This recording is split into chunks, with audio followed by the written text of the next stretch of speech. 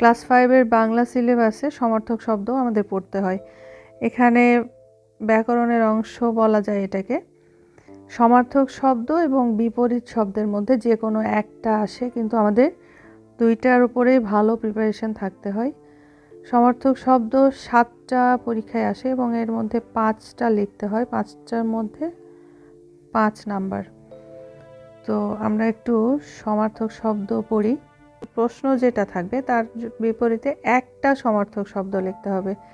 আমি এখানে বেশিরভাগ ক্ষেত্রে 2টা লিখেছি, কারণ একটা পড়লে আমরা অনেক সময় একটা ভুলে যেতে পারি, আর 2টা পড়লে যে কোনো একটা মনে থাকতেই পারে।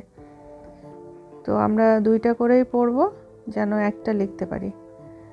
সমার্থক শব্দ বিচিত্র হচ্ছে বিভিন্ন, মা মানে জননী বা মাতা, বন্ধু সখা বা মিত্র, পাহাড় মানে হচ্ছে অদ্রিগিরি।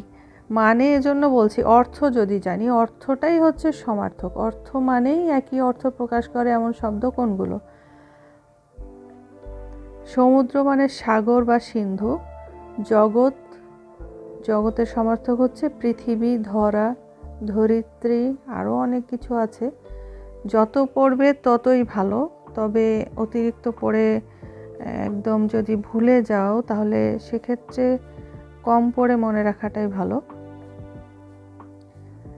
আর বারবার এগুলো দেখলে বা শুনলে অনেক মনে থেকে যায়, এগুলো ভোলা সম্ভব না, চাইলেও ভোলা যায় না।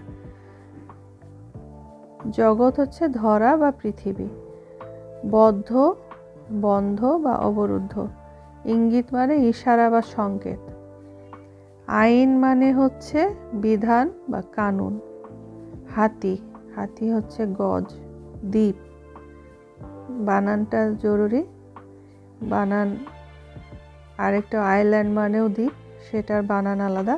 হাতির দ্বীপের বানানটা কীরকম সেটা আমাদের ভালো করে মনে রাখতে হবে।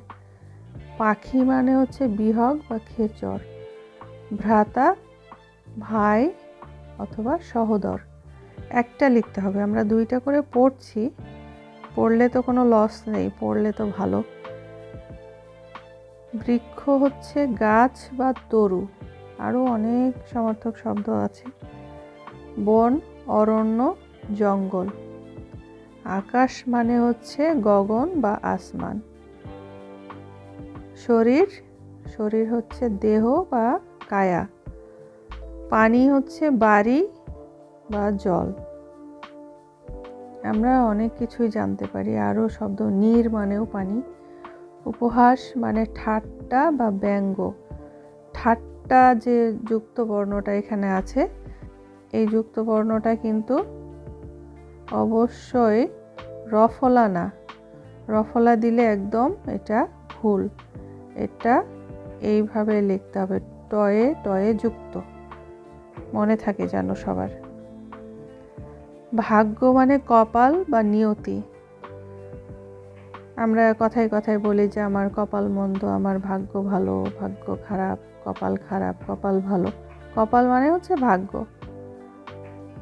জয় মানে বিজয়, জিত, জয় লাভ করা। অনেক সময় আমরা অনেকেই ভুল করে বলি যে জয় হোক বা বিজয় হোক, জয় আর বিজয় কিন্তু একই কথা। জয় আর এর বিপরীত হচ্ছে পরাজয়, আর জয় থেকেই বিজয়। আমরা বিজয় দিবস পালন করি না, এখানে বিজয় মানে জয়, আমরা যেদিন জয়ী হয়ে গেলাম সেদিন আমাদের বিজয় হলো।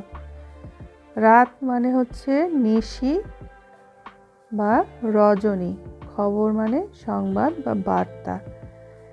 এইটা আমি অল্প কয়েকটা গল্প কবিতা, প্রথম দিকের কিছু গল্প কবিতা থেকে নিয়েছি, এরপরে আবার কখনো আলোচনা করব, কিন্তু এই শব্দগুলো আমরা যদি শিখে নিই একবার, তাহলে বারবার হয়তো একই শব্দ আসবে। এবার মা এখানে শুরুতে দেয়া হয়েছে, পরের বার হয়তো জননী লেখা থাকবে প্রশ্নে, তারপরে জননীর সমার্থক শব্দ কি, এরকম লেখা থাকলে আমরা লিখব মা বা মাতা। যে কোনোটাই প্রশ্ন হিসেবে আসতে পারে, আর উত্তর হিসেবে আমরা এদের মধ্যে থেকে অন্য আরেকটা লিখে দিতে পারি। তো এই তো হলো পড়া, এটা তেমন কোনো কঠিন কাজ না, কয়েকবার একটু দেখলেই মনে থেকে যাবে। আর আমাদের যেটা করতে হবে, আমাদের বানানগুলো ভালো করে খেয়াল করতে হবে। বানান ভুল না হলে একদম নাম্বার অনেক ভালো পাওয়া যায়।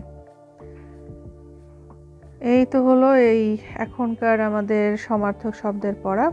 পরবর্তীতে আবার কোনো নতুন টপিক নিয়ে চলে আসব। ততক্ষণ পর্যন্ত সঙ্গেই থাকবে সবাই। খোদা হাফেজ।